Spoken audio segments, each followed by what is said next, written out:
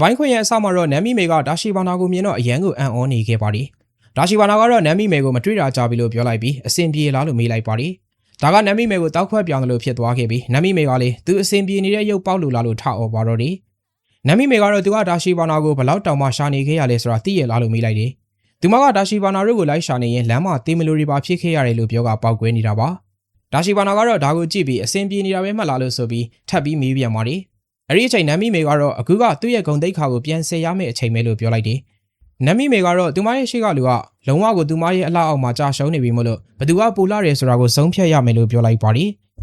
အဲ့ဒီအချိန်လူကြီးကတော့ဒါရှီဘာနာကိုသူ့ကိုလက်ထပ်ပါလို့ပြောနေခဲ့ပါတယ်ဒါကိုကြတော့နမ်မီမေရောဒါရှီဘာနာကပါအံ့ဩနေခဲ့ရပါပြီမိကြီးကတော့လူကြီးကိုမင်းသူမရဲ့အလှအောက်မှာကြာရှုံးနေပြီလားလို့မေးလိုက်ပါတယ်တတိဝင်လာတဲ့လူကြီးကညင်းညင်ပေမဲ့ဒါရှီဘာနာရဲ့ချစ်စရာကောင်းလို့နဲ့အကြည့်ကိုမရင်ဆိုင်နိုင်ခဲ့ပါဘူးဒါကြောင့်ပဲသူကဒါရှီဘာနာရဲ့အလှမှာကြာရှုံးခဲ့ရတာကိုဝန်ခံလိုက်ပါတယ်အဲ့ဒီအချိန်နမ်မီမေကတော့အရန်နေပေါက်ကွဲနေပါပြီသူမကလူကြီးကိုလွယ်လွယ်အရှုံးမပေးဖို့အတွက်ပြောပြီးသူမအနေနဲ့အားလုံးကိုမဲခွဲပြီးဆုံးဖြတ်ခိုင်းဖို့အတွက်ပြောပါတယ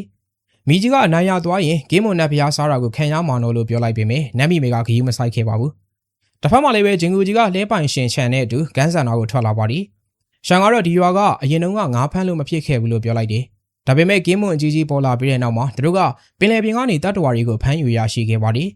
အပြန်လန်နေတဲ့ဂိမ်းမွန်ကြီးကသူ့ကိုရင်သားဟိုင်ဝေးလမ်းဖြစ်နေပေမဲ့ကြီးလိုက်တာနဲ့အလှဆုံးလို့ထင်ရတဲ့မိန်းကလေးကိုပေးဖို့အတွက်တောင်းဆိုခဲ့ပါတယ်ဂျင်ဂူကြီးကဒါကိုကြတော့အတော်လေးထူးဆန်းတဲ့အကြိုက်ပဲလို့ပြောပြီးဂိမ်းမွန်ကြီးကိုတတ်လိုက်ရအောင်လို့ပြောပါတယ်ရှန်ကတော့ဂိမ်းမွန်ကြီးကသူ့ကိုသာတတ်ရင်ငါးရီကိုအရင်လိုဖမ်းလို့မရတော့ဘူးလို့လည်းပြောခဲ့ကြောင်းပြောလိုက်ပါတယ်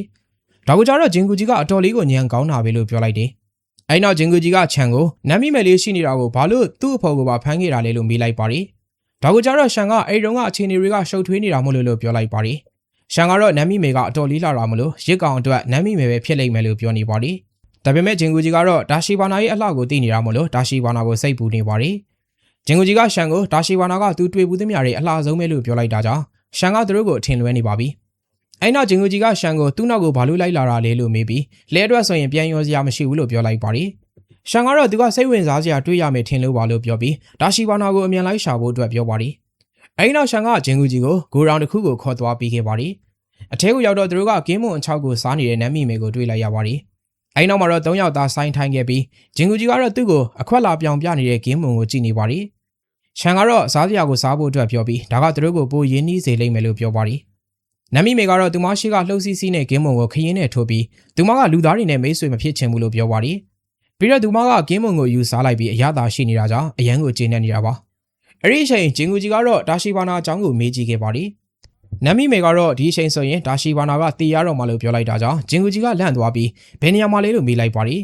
ဒါပေမဲ့နမ်မီမေကမဖြေတာကြောင့်နှစ်ယောက်သားစကားထများနေပြီးရှန်ကပဲဂျာကနေတောင်းပန်နေခဲ့ရပါတယ်နမ်မီမေကတော့ဂိမ်းမွန်ကိုစားရင်သူမကဂျင်ဂူကြီးတို့နောက်ကိုလိုက်ရင်ဒုက္ခရောက်ခဲ့တာကိုပြန်ပြီးသတိရနေပါတယ်အဲ့နောက်သူမကဂျင်ဂူကြီးကိုခဏစစ်ပြေငိမ့်မယ်လို့ပြောလိုက်ကသူမကူညီမယ်လို့ပြောပါတယ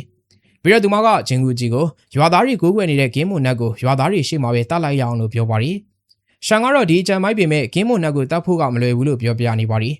်ဒါပေမဲ့ဂျင်ဂူကြီးကတော့တိတ်ကြီးမဆိုင်ဖဲနမ်မီမယ်နဲ့အတူပလန်ချနေခဲ့ပါပြီဂျင်ဂူကြီးကလမ်းနေတဲ့ရှန်ကိုတိတ်မပူဖို့အတွက်ပြောပြီးနမ်မီမယ်ကိုလည်းအကူညီလိုလာမှမို့လို့အသင့်ပြင်ထားပြီးဖို့အတွက်ပြောလိုက်ပါတယ်ဂျင်ဂူကြီးရဲ့တီကြီးတဲ့ပုံစံကိုမြင်ရတော့နမ်မီမယ်လည်းဂျင်ဂူကြီးကိုကြွေးချင်းဖြစ်နေခဲ့ရပါပြီဂျင်ဂူကြီးကရန်သူအနေနဲ့ဆိုရင်အဆင်မပြေပေမဲ့မိတ်ဆွေအနေနဲ့ဆိုရင်တော့အရန်ကိုမှအားကိုးရတာပဲလို့တွေးနေခဲ့ပါတယ်အဲ့နောက်နမ်မီမေကသူကဂျင်ဂူကြီးကိုသူမရဲ့နက်ဖျားမကိုတိုင်တယ်ပြီးအစွမ်းအလုံးကိုငှားပေးပါမယ်လို့ပြောလိုက်ပါတယ်နောက်တစ်ခါမှတော့ကြိုးတုပ်ခံထားရတဲ့နမ်မီမေကိုတွေ့ရမှာပါနမ်မီမေကတော့ဒါကဘာလို့တာလဲလို့မေးပြီးသူမကမှခြိထားတဲ့ဖော့ရီကရောဘာလဲလို့မေးလိုက်ပါတယ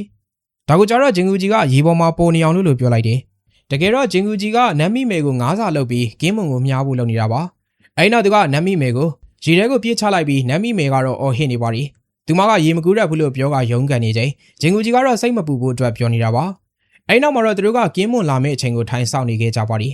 ်ဒါပေမဲ့3နာရီကြာသွားတာတော့ဂိမ်းမွန်ကရောက်မလာခဲ့ပါဘူးအဲ့ဒီအချိန်ခလေးမလေးတယောက်ရောက်လာပြီးသူတို့ကိုအယူတွေလို့ဆိုကဂိမ်းမွန်ကညဘက်ပဲထွက်တာလို့ပြောလိုက်ပါတယ်တဖက်မှာလည်းပဲတာရှီဘာနာကစိတ်သက်ကြနေပြီးရေကန်ကြီးကိုသာထိုင်ကြည့်နေခဲ့ပါတယ်အဲ့ဒီအချိန်မှာပဲဟေဒရီကသူမကိုရေးပူဇော်ဖို့အချိန်ရောက်ပြီလို့လာပြောပြီးလာခေါ်နေခဲ့ပါတယ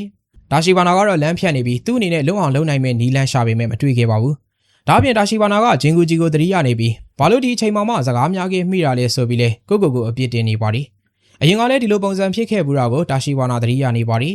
အဲဒီတော့ကသူကဆံမီးပွဲကြတာကြောင့်ကုစားပြန်ဖြေဖို့လုပ်ခဲ့ရပါတယ်ဒါကြောင့်သူကဂျင်ဂူဂျီကိုသူ့ကိုစာတင်ပေးဖို့အတွက်တောင်းဆိုပြီးမဟုတ်ရင်သူ့အတွက်အားလက်ရက်ကမရှိတော့ဘူးလို့ပြောလိုက်ပါတယ်ဒါကိုကြတော့ဂျင်ဂူဂျီကလည်းပဲသူ့ကိုစာတင်ပေးခဲ့ပေမဲ့ဒါရှိဘာနာရဲ့ဖြုတ်အုံနောက်ကဘာမှမမှတ်မိခဲ့ပါဘူးဒါပေမဲ့ဒါရှိဘာနာကတော့သူ့ကိုသူထက်ဂျင်ဂူဂျီကိုသာအပြစ်တင်ခဲ့ပါတယ်ပြီးတော့သူကဂျင်ဂူဂျီကိုစာတင်ကပေးပြီးထွက်သွားခဲ့ပါတယ်အဲဒီနောက်ဂျင်ဂူဂျီကသူ့ကိုတပတ်လောက်လာမတွေ့ခဲ့ပါဘူးဒါရှိဘာနာကတော့သူ့ရဲ့နွေရာသီကိုကုစားရီဖြေနေပဲအဆုံးသတ်ခဲ့ရပါတယ်ဒါကိုတတိယနေတဲ့ဒါရှိဘာနာကတော့ဝမ်းနေနေပါတယ်အဲဒီနောက်မှာတော့သူကအကြံတစ်ခုကိုရသွားပြီးသူ့ရဲ့ခေါင်းဆောင်ကိုချွတ်ပြီးအားလုံးကိုမြှူဆွဲဖို့လုပ်ပါတယ်ဒါကြောင့်သူကခေါင်းဆောင်ကိုကျွတ်သွားအောင်လှုပ်ရမ်းပစ်လိုက်ပါတယ်နောက်တော့သူကအားလုံးပြီးထွက်ကြသွားလို့သူ့ကိုပြန်ဖမ်းမှုလုပ်ရပါတော့တယ်ဒါပေမဲ့အားလုံးကဒါရှိဘာနာရဲ့အလှမှာဖမ်းစားခံလိုက်ရပါပြီ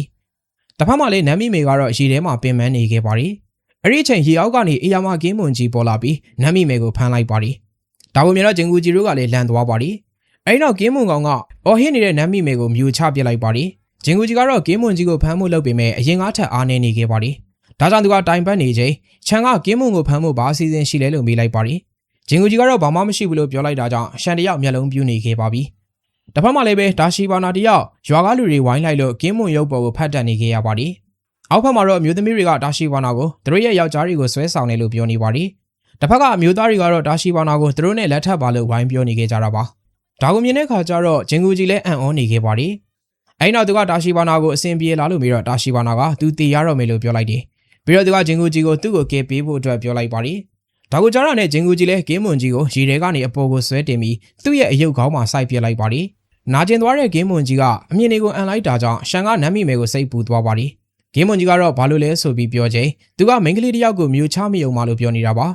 အဲ့ဒီအချိန်ဒါရှိဘာနာကတော့ကင်းမွန်ကြီးကိုလှမ်းអော်တာကြောင့်ကင်းမွန်ကြီးလည်းသူ့ကိုသတိထားမိပြီးလှမ်းဆွဲယူလိုက်ပါတယ်ဒါရှိဘာနာကဗဇက်ကိုခြေထောက်နဲ့ကန်ထားချိန်အထက်ကနမ်းမိမယ်လေးထွက်လာပါတယ်အဲ့ဒီအချိန်ဂျင်ဂူဂျီကသူမကိုဓားလန့်ပစ်ပေးလိုက်တော့နမ်မီမေကကင်းမွန်ကိုခုတ်ပစ်လိုက်ပြီးဒါရှိဘာနာကိုပါကယ်လာခဲ့ပါတယ်ပြီးတော့သူမကကင်းမွန်ကိုမီးကင်စားပါတော့တယ်ဒါကိုမြင်တဲ့ရွာသားတွေကလည်းကင်းမွန်အစွဲကိုပယ်ပြီးနမ်မီမေကိုရွာရဲ့အုပ်ချုပ်ရေးမှုအသစ်လုပ်ခိုင်းပါတယ်အဲ့ဒီအချိန်ဂျင်ဂူဂျီတို့ကတစ်ဖက်မှာထိုင်နေပြီးဂျင်ဂူဂျီကဒါရှိဘာနာကိုသူ့ကိုထပ်ပြီးထားမသွားဖို့အတွက်ပြောနေကစာအုပ်ကိစ္စအတွက်လည်းတောင်းပန်နေခဲ့ပါတယ်တစ်ဖက်မှာလည်းပဲရွာသားတွေကနမ်မီမေကိုအတင်းအုပ်ချုပ်ရေးမှုလုပ်ခိုင်းနေကြပါတယ်ဒါရီကိုဗစ်တို့ကလည်းတစ်ဖက်ကနေစောင့်ကြည့်နေခဲ့ကြပြီးသူတို့ကဂျင်ဂူဂျီကဒါရှိဘာနာနဲ့ဝေးနေရင်အားနေသွားတယ်ဆိုတဲ့အချက်ကိုရှာတွေ့သွားခဲ့ကြပါတယ်။အဲဒီနောက်သူတို့ကနေရာကနေထွက်သွားခဲ့ကြပြီးဇက်လန်းလေးကလည်းတခန်းရက်သွားခဲ့ပါတယ်။